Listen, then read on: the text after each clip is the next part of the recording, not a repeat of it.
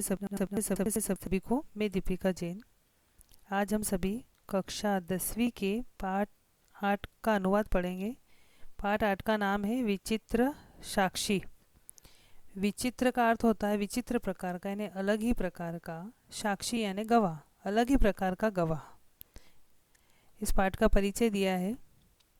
अयम पाठ, अयम यानी यह पाठ ओम प्रकाश ठाकुर यानी ओम प्रकाश ठाकुर द्वारा विरचित कथा या ओम प्रकाश ठाकुर के द्वारा रचित कथा का संपादित अंश अस्ति, संपादित अंश अस्ति यानी है। यह पाठ जो है ये ओम प्रकाश ठाकुर द्वारा रचित कहानी का संपादित अंश है, यानी ओम प्रकाश ठाकुर ने जो कहानी लिखी है उसका एक अंश है। यम कथा, यह कहानी जो है बंग साहित्यकार, बंगाल के साहित्यकार बंकिम चंद्र चटर्जी द्वारा, बंकिम चंद्र चटर्जी जो है बंगाल के साहित्यकार, उनके द्वारा न्यायाधीश रूपेण, न्यायाधीश के रूप में, यानी जब वो जज थे बंकिम चंद्र चटर्जी, तो जज के रूप में प्रदत्त निर्णयों उपरी, प्रदत्त यानी दिए गए निर्णय के ऊपर आधारिता अस्ति, आधारित है। यानी ये कहानी जो है विचित्र साक्षी, ये कहानी बंगाल के जो साहित्यकार है बंकिम चंद्र चटर्जी, उनके द्वारा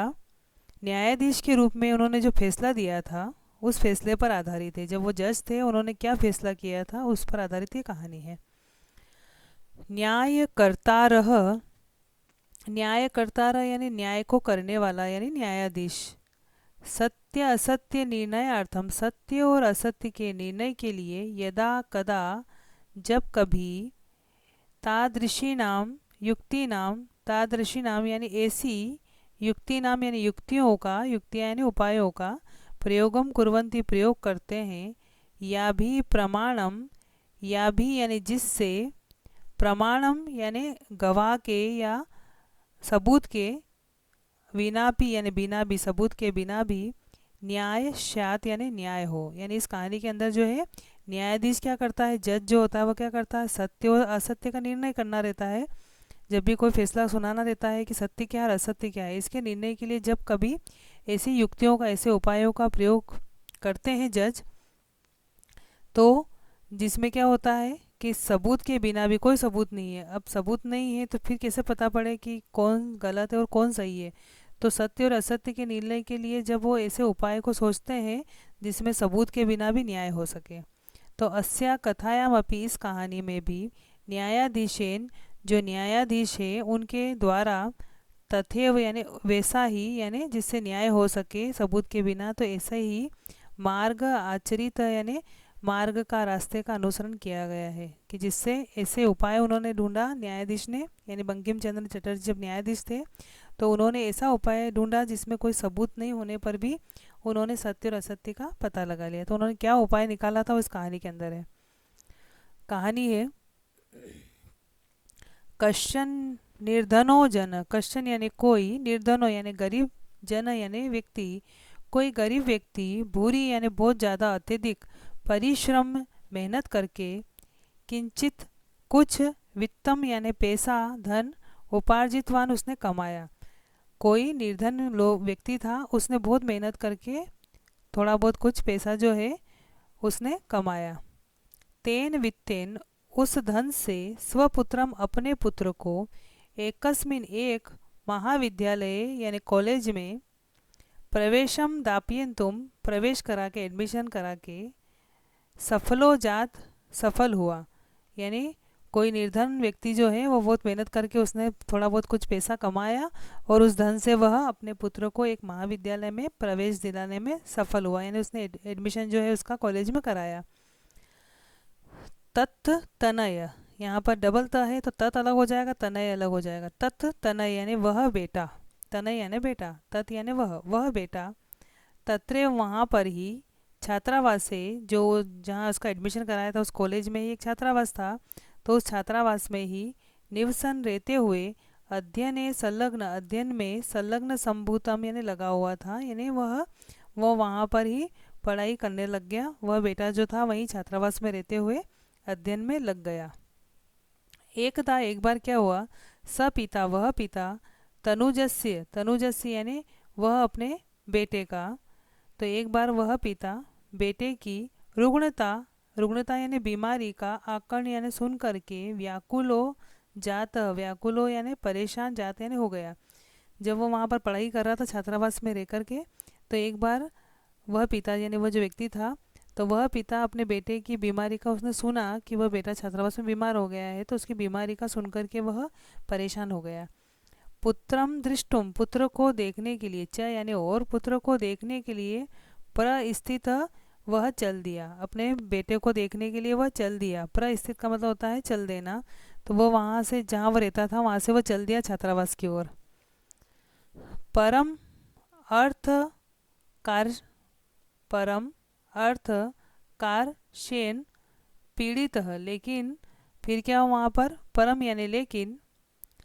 अर्थ कारशेन यानी पैसे की कमी, अर्थ का मतलब होता है धन, कारशेन यानी अभाव, धन के अभाव के कारण पीड़ित यानी दुखी, पैसे की कमी थी उसके पास, इतना अमीर वो नहीं था, तो परंतु पैसे की कमी होने के कारण दुखी,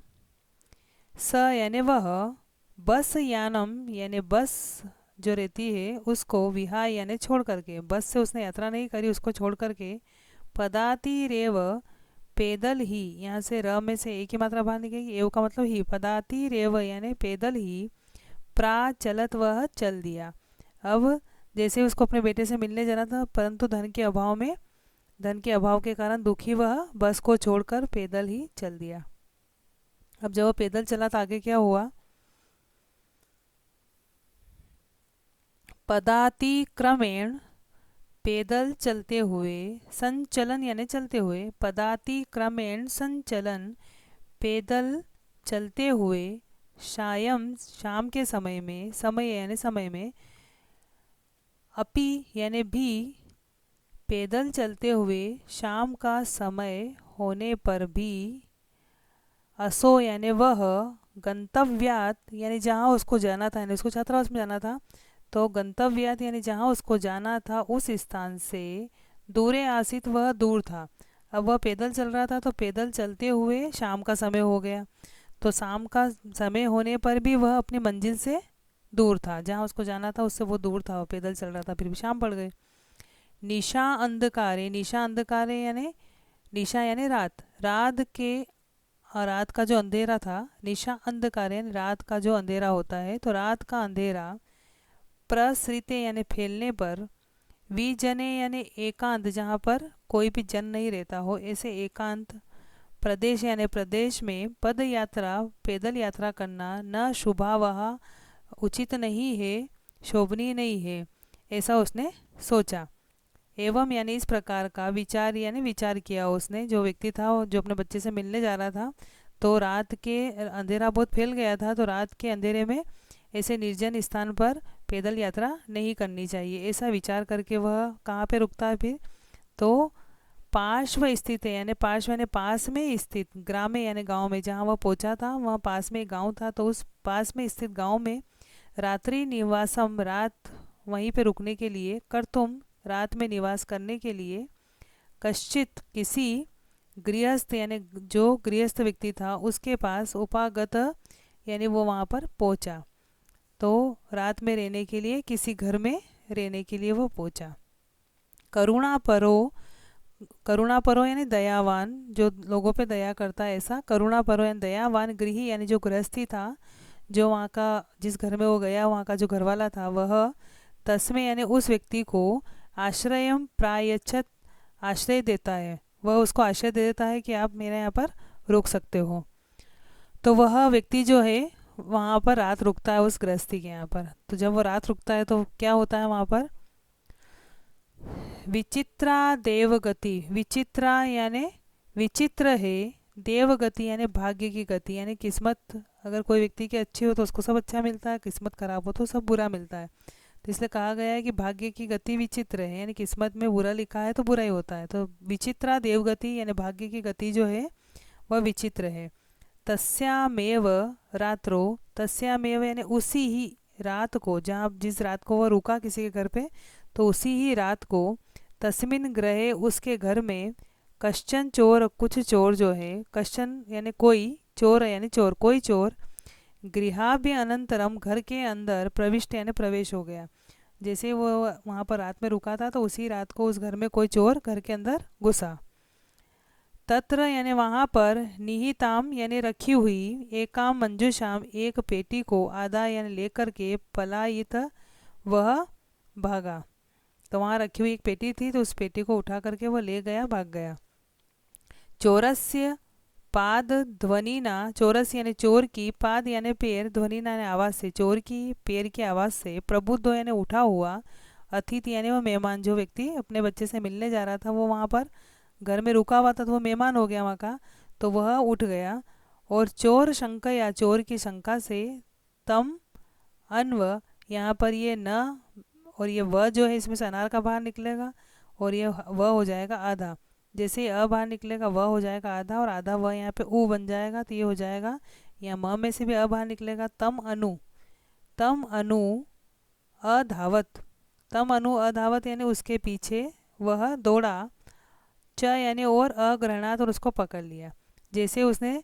वहाँ पर वो पेटी लेकर के भागा चोर, तो चोर के पैर की जो आवाज़ हुई उससे वह व्यक्ति जो था वो उठ गया और चोर की शंका से वह उसने उसके पीछे वह भागा और उसको पकड़ लिया। परम विचित्रम अघटत, लेकिन वहाँ पर विचित्र ही घटा। जैसे वह लेकर के भागा और उसके पीछे पीछे वह व्यक्ति भी भागा, तो वहाँ पर जब उसने उसका पीछा किया और उसको पकड़ लिया चोर को, तब वहाँ विचित्र ही घटा। अब क्या घटना हुई वहाँ पर विचित्र, चोर एव उच्चे, चोर ही जोर जोर से, क्रोशितुम आरभत, क्रोशितुम आरभत यानी चिल्लाने लगा, क्रोशितुम यानी चिल्लाना उसने आरंभ कर दिया। वहाँ पर जैसे उसको पकड़ा तो चोर ही जोर जोर से चिल्लाना उसने चालू कर दिया। चोरो अयम इति, यह चोर है, यह चोर है, ऐसा वह जोर जोर से चिल्लाने लगा। तस्य तार स्वरेन, उसके ऊंचे स्वर के कारण, प्रबुद्धा यानी उठे हुए, जागे हुए, ग्रामवासी न गांव के जो लोग थे, स्वग्रहात अपने घर से निष्क्रम में बाहर निकल के, तत्रा आगच्छन वहाँ पर आ गए। जैसे उन्होंने सुना कि यह चोर है, यह चोर है, तो इतना ऊंचा स्वर में वो बोला तो गांव के जो लोग थे वह भी अपने घर घर से निकल करके वहाँ पर आ गए। और आकर के उन्होंने क्या किया, वराकम अतिथि मेव, वराकम यानी जो अतिथि था, जो कि चोर नहीं था, वह मेहमान था वहाँ का, तो जैसे वहाँ पर आए तो उन्होंने वराकम यानी बिचारे, अतिथि में व अतिथि को ही, मेहमान को ही, च यानी और वहाँ पर आने के बाद उन्होंने क्या किया, बेचारे अतिथि को ही चोरम अथवा चोर जान करके, अभर्त्सयन यानी वह उसको भला बुरा कहने लगे, डांटने लगे कि ये कैसा मेहमान है जो यहाँ पर रुका है और इनके घर पे चोरी कर रहा है, ऐसा वो भला बुरा कहने लग गए। यद्यपि जो है ग्रामस्य, गांव का जो आरक्षी था, आरक्षी का मतलब होता सिपाही, एव यानी ही, यद्यपि गांव का सिपाही ही चोर आसी, चोर था, यानी जो वो चोरी कर रहा था वो गांव का सिपाही था और वही वहाँ पे चोरी करता था, तो यद्यपि गांव का सिपाही चोर था। तत्क्षणमेव रक्षा पुरुष, तत्क्षणमेव यानी उसी क्षण, उसी पल ही, रक्षा पुरुष जो वो सिपाही था उसने, तम अतिथि उस अतिथि को, चोरो अयम इति यह चोर है, ऐसा प्रख्याप, ऐसा आरोप लगा करके, प्रख्याप यानी आरोप लगा करके, कारागृहे प्राक्षिपत, कारागृह यानी जेल में, प्राक्षिपत यानी डाल दिया उसी क्षण, क्योंकि वो तो सिपाही था इसलिए उसने उसी क्षण, रक्षा पुरुष ने यानी सिपाही ने क्या करा, उस मेहमान को यह चोर है ऐसा आरोप लगा करके जेल के अंदर उसको डाल दिया। अब सिपाही ने जब जेल में डाल दिया उसको, फिर अगले दिन वह क्या करता है, अग्रिमे दिने, अगले दिन, स आरक्षी वह जो सिपाही था वह, चौर्या अभियोगे यानी चोरी के इल्ज़ाम में,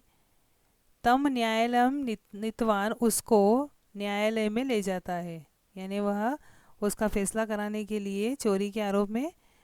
उसको अगले दिन जो है न्यायालय में ले गया। न्यायाधीश जो है बंकिम चंद्र, बंकिम चंद्र उस समय न्यायाधीश थे, तो न्यायाधीश बंकिम चंद्र ने उभाभ्याम यानी दोनों की, पृथक पृथक अलग अलग, विवरणम श्रुतवान उनकी बात को, विवरण को सुना। न्यायाधीश जो बंकिम चंद्र थे उन्होंने अलग अलग उनका विवरण सुना, उनकी बात को सुना।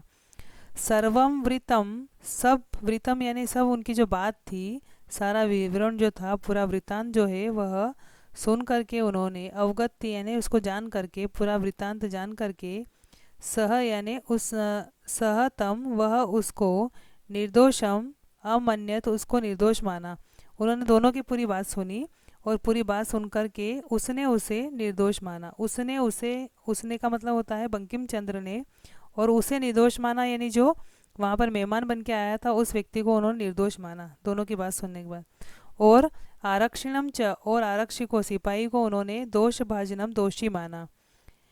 किंतु प्रमाण अभावत, किंतु सबूत का अभाव होने के कारण, कोई गवाही नहीं था उनके, क्योंकि किसने देखा ही नहीं था पेटी किसने उठाई है, तो सबूत के अभाव में स निर्णुतुम ना अशक्नोत, लेकिन वह सबूत के अभाव में निर्णय जो है ना अशक्नोत नहीं कर सके।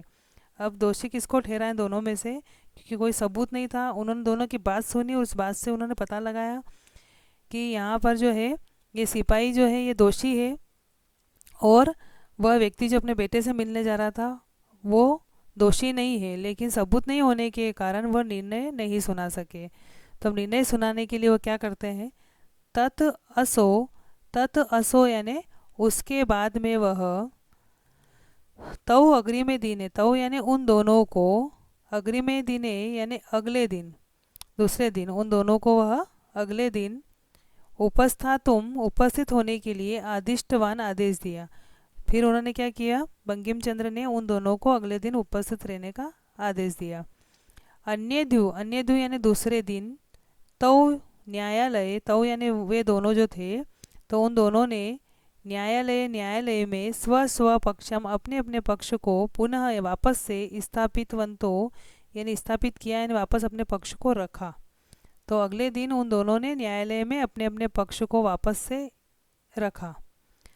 तदेव, तदेव यानी तभी,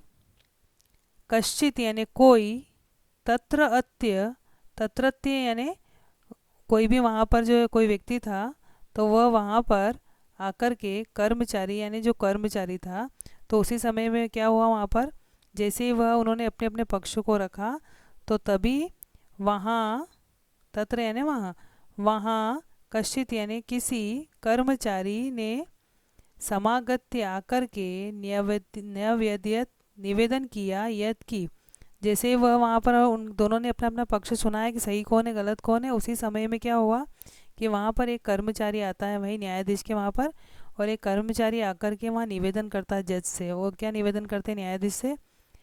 इतः यानी इधर से, क्रोश द्वया अंतराले, क्रोश यानी कोश, द्वया यानी दो, दो कोश के अंतराल में, यानी दो कोश के बीच में, जहाँ पर वो वहाँ पर न्यायाधीश जहाँ फैसला कर रहे थे, तो उस जगह से दो कोश की दूरी पर, कश्चित जन कोई व्यक्ति जो है, केनापि हत किसी ने मार दिया है, किसी व्यक्ति को किसी ने मार दिया है, ऐसा वह आकर के वहाँ पर उन न्यायाधीश के सामने सुनाते हैं कि यहाँ से दो कोश के मध्य कोई व्यक्ति किसी के द्वारा मारा गया है। तस्य मृत शरीरम, उसका मृत शरीर जो है, राजमार्गम निक्षा वर्तते, राजमार्ग जो है जहाँ से राजा आते जाते हैं, तो ऐसे राजमार्ग के निक्षा यानी पास में ही है, यानी वह किसी व्यक्ति ने दो, यहाँ से जहाँ न्यायाधीश का है न्यायालय, तो उस न्यायालय से दो कोश की दूरी पर किसी व्यक्ति ने किसी को मार दिया है, तो उसका मृत शरीर जो है वो कहाँ पड़ा है, राजमार्ग के रास्ते में ही पड़ा है। तो ज़रूरी है कि राजा कभी वहाँ से निकले तो ये ज़रूरी है कि राजमार्ग से उसको हटाया जाए। तो यह आकर के वह न्यायाधीश को सूचना देता है। आदिश्यताम किम करणीयम इति, आदिश्यता में आदेश दीजिए, किम करणीयम क्या करना चाहिए मुझे, ऐसा आदेश दीजिए। वह कर्मचारी आकर के वहाँ पर कहता है कि मुझे आदेश दो कि क्या करना चाहिए, क्योंकि वहाँ पर मृत शरीर पड़ा हुआ है। तो न्यायाधीश के आदेश देते हैं। न्यायाधीश, न्यायाधीश जो है, आरक्षिणम, जो आरक्षी यानी जो सिपाही था वहाँ पर, वो सिपाही को, और च यानी और, अभियुक्तम यानी जो आरोपी था, तम शवम उस शव को, न्यायालय, न्यायालय में आने तुम लाने के लिए आदिष्टवान आदेश दिया। अब वहाँ से शव को हटाना है, तो अब क्या करना चाहिए, उस कर्मचारी ने जब बोला, तो न्यायाधीश ने आदेश क्या दिया कि जो ये एक तो सिपाही था और एक आरोपी है, यानी जो अपने बेटे से मिलने जा रहा था, तो इन दोनों को ले जाओ, ये शव को उठा करके यहाँ न्यायालय में ले आएंगे। तो न्यायाधीश ने सिपाही और आरोपी को उसका शव न्यायालय में लाने का आदेश दिया। अब वो शव को लेने दोनों जाते हैं, तो क्या होता है, आदेशम प्राप्य, जब आदेश मिल जाता है उन दोनों को, तो आदेशम प्राप्य यानी आदेश को प्राप्त करके, उभो यानी दोनों, प्राचलताम चल दिए, दोनों ही आदेश को प्राप्त करके चल दिए। तत्रोपेत्य वहाँ पहुँच करके, उपत्य का मतलब होता है पहुँचना, वहाँ पहुँचे जहाँ शव पड़ा हुआ था, तो वहाँ पहुँच करके, वहाँ आकर के, काष्ठ पटले, काष्ठ यानी लकड़ी के तख्ते पर, लकड़ी का एक पट्टा था उसके ऊपर वह व्यक्ति सोया हुआ था, तो काष्ठ पटले यानी लकड़ी के तख्त पर, निहितम रखे हुए, पट्टा आच्छादितम कपड़े से ढके हुए, आच्छादित का मतलब होता है ढकना और पट का मतलब होता है कपड़े, तो कपड़े से ढके हुए, देहम यानी शरीर वाले, यानी उस लाश को जो है लकड़ी के तख्ते पर वो लाश रखी हुई थी और उसको कपड़े से ढक रखा था। तो आदेश प्राप्त करके दोनों चल दिए, वहाँ आकर के उन्होंने देखा लकड़ी के तख्ते पर रखे हुए कपड़े से ढके हुए शरीर को। आगे बताया है स्कंदेन यानी कंधे पर, वहन तो कंधे पर ढोते हुए, न्यायाधिकरणम,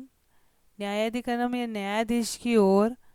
प्रति का मतलब होता है की ओर, प्रस्थित हो यानी चल दिए। वह दोनों जो उनका आदेश मिला था, तो वह दोनों ने क्या किया कि जैसे वहाँ पर पहुँचे, तो वहाँ पहुँच कर उन्होंने लकड़ी के तख्ते पर रखे हुए और कपड़े से ढके हुए शरीर को फिर उन्होंने अपने कंधे पर उठाया, और कंधे पर उठा करके वह न्यायाधीश ने जो बोला था उनको, तो न्यायाधीश की ओर वो चल दिए।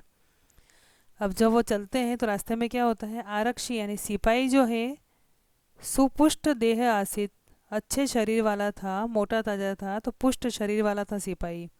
अभियुक्तम च, वो जो आरोपी था जिसके ऊपर आरोप लगा था चोरी करने का, तो वह आरोपी जो है अतीव बहुत ज़्यादा कृशकाय यानी दुर्बल शरीर वाला था, कमज़ोर शरीर वाला था। भारवत, भारवत यानी वह जो भारी था बहुत ज़्यादा, शवस यानी शव का, शव जो है वो भारी था, तो भारी शव को स्कंदेन कंधे पर, वहनम वहन करते हुए यानी ढोते हुए, तत्कृत्य उसके लिए, दुष्कर्म आसित कठिन था। भारी शव जो था उसको अपने कंधे पर वहन करना उसके लिए बहुत ज़्यादा कठिन था। सह यानी वह, भार वेदनाया, भार की वेदना से यानी भार की पीड़ा से, क्रंदन इसमें रोने लगा, क्योंकि वो कंधे पर उठा करके ला रहा था शव को, तो सिपाही जो है तो हष्टपुष्ट था और वो आदमी जो है वह बहुत ही कमज़ोर था, तो भारी शव को कंधे पर ढोते हुए उसके लिए कठिन था, वह भार की पीड़ा से रोने लगा। तस्य क्रंदनम निशम्य, उसके रोने की आवाज़ को सुन करके, मुदित खुश हुआ, आरक्षी तम उवाच, सिपाही जो है वो उसको उसने कहा, जैसे वो रोने लग गया तो उसके रोने की आवाज़ सुन करके वो जो सिपाही था वो खुश हो गया और उसने कहा, अरे दुष्ट, अरे दुष्ट, तस्मिन दिने उस दिन, त्वया अहम, तुमने मुझे, चोरीताया मंजूषाया, चोरी की गई पेटी को, गृहणात वारित, ग्रहण करने से रोका। वो उसको कहता है कि तू दुष्ट है, तूने उस दिन मैंने जब चोरी करी थी तो उस पेटी को लेने से तुमने मुझे रोक दिया। इदानीम इस समय, निज कृतस्य अपने ही किए का, फलम यानी फल को, भुक्ष्व भोगो, वो कहता है ये तुम्हारा ही फल है कि तुमने उस दिन मेरे को चोरी करने से रोका था, तो अब अपना फल जो है भोगो। अस्मिन चौर्य अभियोगे, इस चोरी के आरोप में, तुम यानी तुम्हें, वर्ष त्रय से 3 वर्ष का, कारादंडम कारावास, लप्स से प्राप्त होगा, कि अब तुम इस चोरी के इल्ज़ाम में तुम्हें 3 साल का कारावास होगा। इति प्रोच्य, ऐसा बोल करके, उच्चे अहसत, वह जोर जोर से हंसने लगा। यथा कतश्चित, यथा कतश्चित यानी वह किसी भी तरह से, जैसे तैसे, यथा यानी जैसे, और कथश्चित यानी कैसे, जैसे तैसे, उभो यानी दोनों, यानी दोनों जो है एक तो रो रहा था और एक अच्छे से उसके ऊपर हंसते हुए जा रहा था, तो इस प्रकार से जैसे तैसे दोनों जो हैं, शवम आनी, उस शव को लेकर के, एकस्मिन एक, चत्वर यानी चौराहे पर, स्थापित वंतो, वह रुक गए, वहाँ पर उन्होंने उसको रख दिया, जैसे तैसे दोनों शव को लेकर के एक चौराहे पर उस लेकर के उसको रुक गए। अब आगे क्या होता है, उस शव को लेकर के जब वो जाते हैं तो न्यायाधीश के पास जब वो पहुंचते हैं, तो न्यायाधीश जो है, न्यायाधीश ने पुनः तव यानी वापस से, तव यानी उन दोनों को, घटना या घटना के विषय में, वक्तुम आदिष्टो, कहने के लिए कहा। न्यायाधीश ने वापस उनको बोला कि क्या हुआ था, चोरी कैसे हुई थी, तो न्यायाधीश ने फिर से घटना के विषय में बोलने का आदेश दे दिया कि अब बताओ वापस है कि तुम्हारा कौन इसमें कसूरवार है, कौन ये चोरी किसने करी थी, तो अपने अपने बारे में बताओ। तो न्यायाधीश ने फिर से घटना के विषय में बोलने का आदेश दिया। आरक्षिणी सिपाही जब बोलने लग गया कि मैं कसूरवार नहीं हूँ, ऐसा इस प्रकार से वह आरोपी जब सिपाही जब बोलने लग गया, तो आरक्षिणी यानी सिपाही जो है निज पक्षम अपना पक्ष जब वो उसने प्रस्तुत करने लग गया वो, तो आश्चर्य अघटत, तो एक आश्चर्यपूर्ण घटना हुई। क्या घटना हुई वहाँ पर? जैसे वह सिपाही अपने पक्ष कहने लग गया कि मैं कसूरवार नहीं हूँ, तो अपना पक्ष प्रस्तुत करते हुए वहाँ पर एक आश्चर्यपूर्वक घटना हुई। स शव, वह जो शव था जिसको वो लेकर के आए थे, वह शव जो है प्रावारकम अपसार्य, प्रवारकम का मतलब होता है जो ऊपरी वस्त्र उसके ऊपर ढक रखा था, शव के ऊपर जो ढक रखा था, तो उस शव ने ऊपरी वस्त्र अपसार्य हटा करके न्यायाधीश को अभिवादन किया, निवेदितवान और निवेदन किया, यानी उनको नमस्कार किया और फिर निवेदन किया। जैसे ही वह अपना पक्ष रखने लग गया सिपाही, तो वहाँ पर उस शव ने जो है ऊपरी वस्त्र हटा करके न्यायाधीश को प्रणाम करके निवेदन किया। तो अब क्या निवेदन करता है वह शव? मान्यवर, हे मान्यवर, एतेन आरक्षिणा, इस सिपाही के द्वारा अध्वनि अध्वनि का मतलब होता है रास्ते में, यद उत्तम जो कहा गया है, तद यानी उसको वर्णयामी मैं वर्णन करता हूँ कि रास्ते में क्या बात कर रहा था, मैं वर्णन करता हूँ। त्वया हम चोरी त्वया, तुम्हारे द्वारा मैं चोरी की, मंजूषा या पेटी को ग्रहण करने से वारित रोका गया। वो रास्ते में क्या क्या बात उसने बोली थी, तो वह सब वो नाटक कर रहा था, शव बना हुआ था वहीं का। न्यायाधीश ने उस कर्मचारी को भेजा था कि इस प्रकार का नाटक करना, तो वो शव बन के वहाँ पर लेटा हुआ था। तो वो उसको पूरी बात सुनाता है कि मैं वहाँ पर रास्ते में क्या क्या सिपाही ने बोला वो बात सुनाता हूँ, कि सिपाही के द्वारा रास्ते में जो कहा गया वह बताता हूँ। तुम्हारे द्वारा मैं चोरी की पेटी को ग्रहण करने से रोका गया,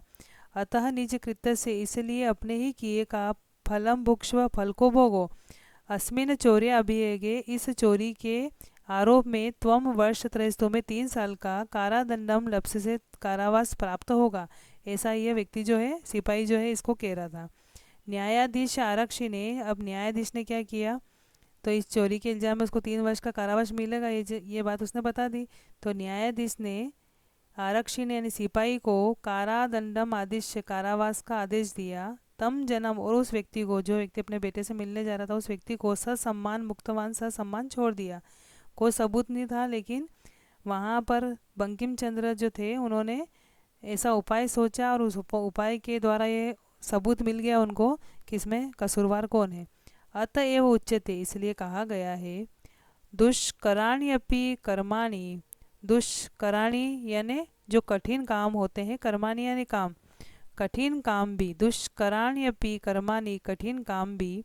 मति वैभवशाली न, मति यानी बुद्धि के, वैभवशाली न यानी वैभव से युक्त, यानी जिस व्यक्ति के पास बुद्धि होती है, यानी जो व्यक्ति बुद्धिमान होते हैं। तो मति वैभवशाली न यानी बुद्धि के वैभव से युक्त जो व्यक्ति होता है, वह व्यक्ति कठिन काम भी नीति युक्तिम, नीति से, और युक्तिम का मतलब उपाय लगा करके, नीति और उपाय का समा अवलंब्य, अवलंब्य का मतलब होता है सहारा लेकर के, नीति और उपाय का सहारा लेकर के, लीलयेव यानी खेल खेल में ही, यानी सरलता से ही, एव का मतलब ही, लीलयेव यानी खेल खेल में ही, या बहुत अधिक सरलता से, आसानी से ही, प्रकुर्वते कर लेता है। यानी बंकिम चंद्र चटर्जी जो थे उनके सामने ये बहुत बड़ी परेशानी थी कि गवाह नहीं है, फिर इनका फैसला कैसे करें। लेकिन जो बुद्धिमान लोग होते हैं, वह व्यक्ति जो है कठिन काम को भी नीति से और उपाय लगा करके उनको आसानी से ही हल कर लेते हैं। तो इसलिए यहाँ कहा गया है कि बुद्धि के वैभव से युक्त जो व्यक्ति होता है, वह कठिन काम को भी नीति और